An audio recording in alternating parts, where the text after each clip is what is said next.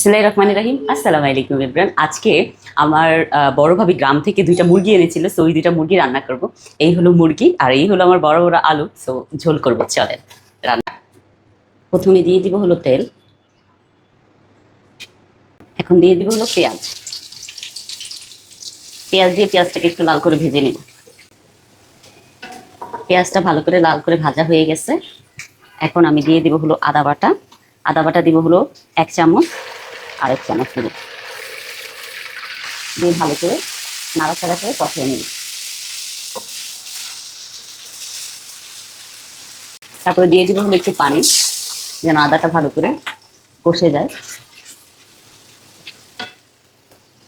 তারপরে দিয়ে দেবো হলো রসুন বাটা। যেহেতু আদা বাটা একটু বেশি দিয়েছি, তো রসুন বাটাটা একটু কম দেবো, 1 চামচ দিয়ে আর আধা চামচ দিয়ে ভালো করে কষিয়ে নিব। কষানো হয়ে গেলে এখন আমি দিয়ে দেবো মশলা। এটা হলো দিব হলো 4-5টা মশলা দিয়ে দিলাম এটা। তারপর হলো এটা দিব হলো দুইটা, দুইটা কম হয়ে গেলে 3টা দিলাম। এটা দিব হলো 10-12টা। আচ্ছা, এগুলোর নাম আমি খুবই কম জানি, তো আপনারা যারা জানেন প্লিজ বলে দিন।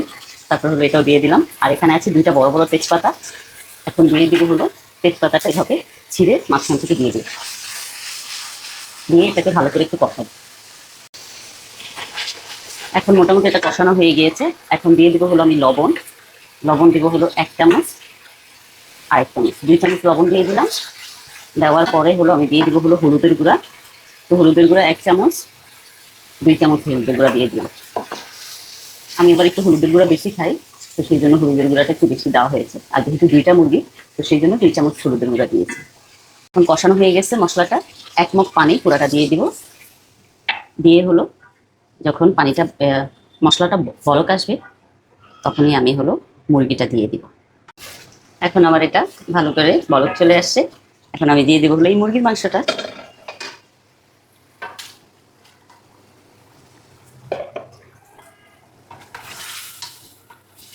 মুরগির মাংসটা এখন আমি একটু নাড়াচাড়া করে মশলার সাথে মিক্স করে নিচ্ছি। এখন আমি মুরগির মাংসটা ঢাকনা দিয়ে দিব 15 মিনিটের জন্য। এখন আমি ঢাকনাটা ওপেন করে ফেলবো। 15 মিনিট পরে একদম মুরগিটা ভালো করে কষে গিয়েছে।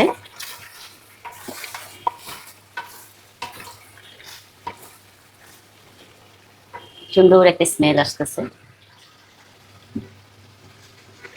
এখন আমি দিয়ে দিব হলো 1 মগ পানি। 2 মগ পানি দিয়ে দিলাম। 2 মগে হবে না মনে হচ্ছে,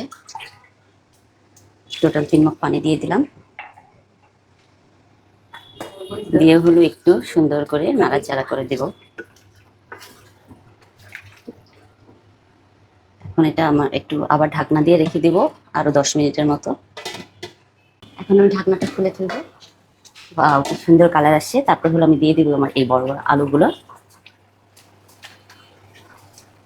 আলুগুলো আমি লাস্টে দিয়েছি, কারণ হলো আলুটা তাড়াতাড়ি সিদ্ধ হয়ে যায়, মাংসটা সিদ্ধ হতে একটু টাইম লাগে, তো সেই জন্য লাস্টে আমি আলুটা দিয়েছি। এখন আমি ঢাকনা দিয়ে আরো 10 মিনিট কুক করব। এখন আমি ঢাকনাটা খুলে ফেলবো। আমার মুরগিটা মোটামুটি হয়ে গিয়েছে। তারপরে দিয়ে দেবো হলো এই যে আমি জিরাটা হলো তেল দিয়ে ভেজে বেটে রেখেছিলাম, তো এখানে দিয়ে দেবো 1 চামচ, একটু বেশি হয়ে যাবে, 1 চামচের মতো জিরাটা দিয়ে দেবো। আসলে মুরগিটার মেইন ফ্লেভারটা কিন্তু এই জিরাটাই আনবে, সেই জন্য জিরাটা দিয়ে দিলাম। দিয়ে একটু নাড়াচাড়া করে নিব।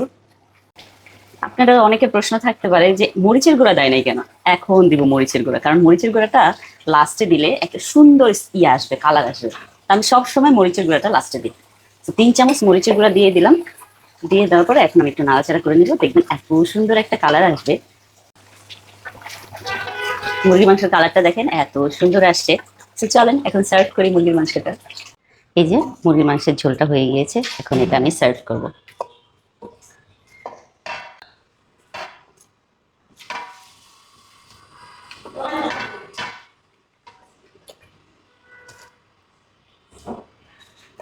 এত সুন্দর একটা স্মেল আসতেছে।